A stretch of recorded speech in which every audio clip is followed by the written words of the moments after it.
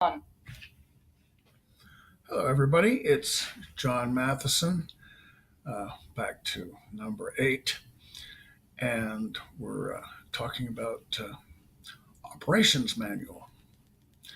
Well, you've worked your business plan thoroughly, exhaustingly, and heartbreakingly. You have determined that there is a good probability that your business, under the right conditions, might turn a profit.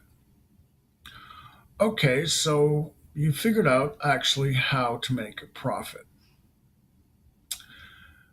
The main goal of business is to make a profit. So you have to institute rules in your business that, when they're followed, makes it most probable that you will make a profit.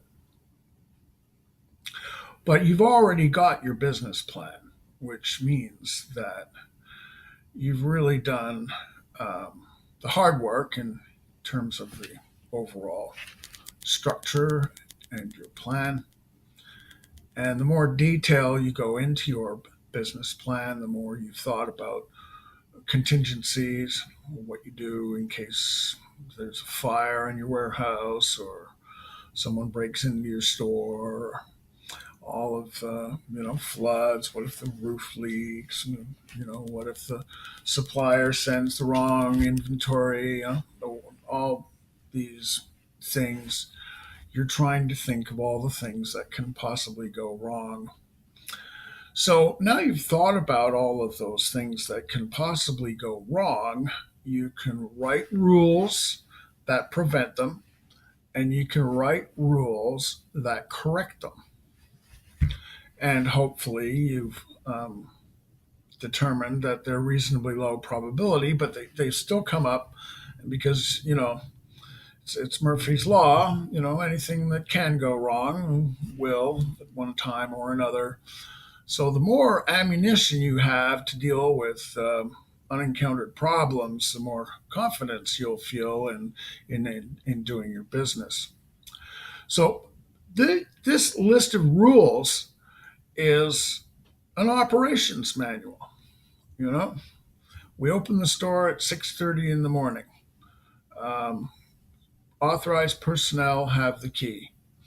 A certain person with this designation has to open the store at 6:30.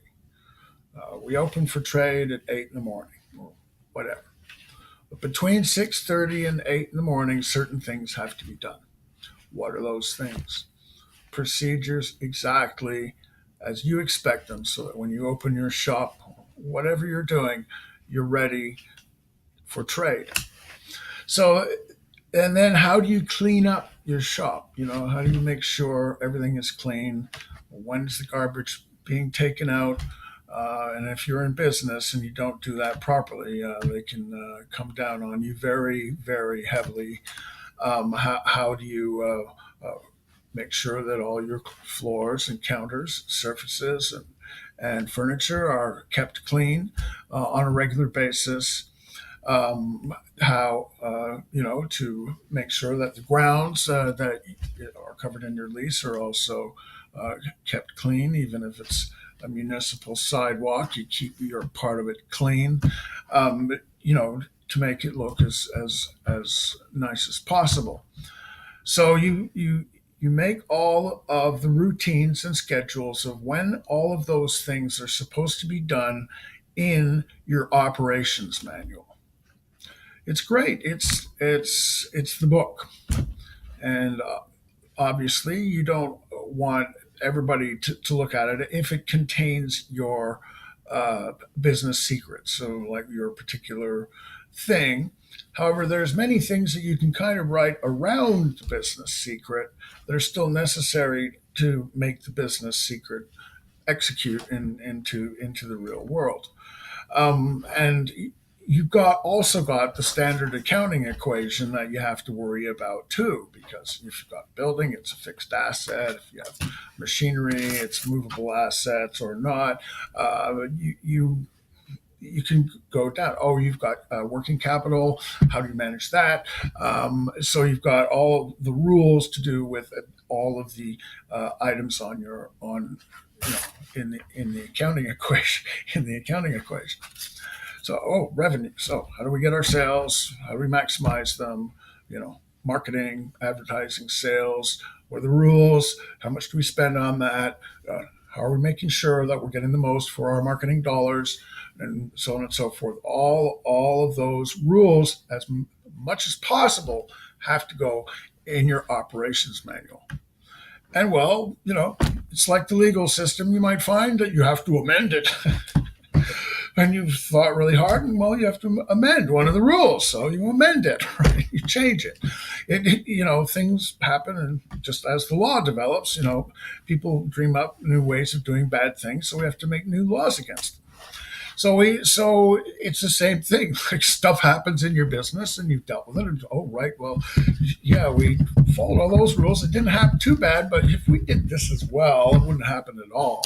So you put that one in there, and it will improve as you get more and more experience in your business. Eventually, that operations manual will become your profit-making machine. It will be your sacred book of your business.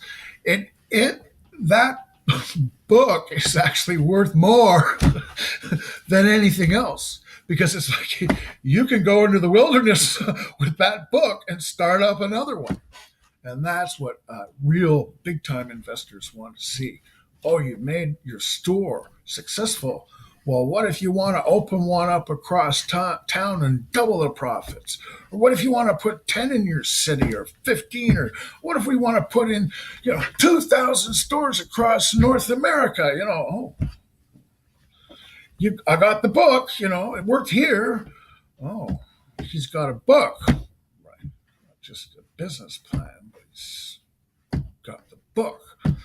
So that's what should draw out your business plan in the first place, is what rules are you going to institute in order to make your business a successful money-making machine.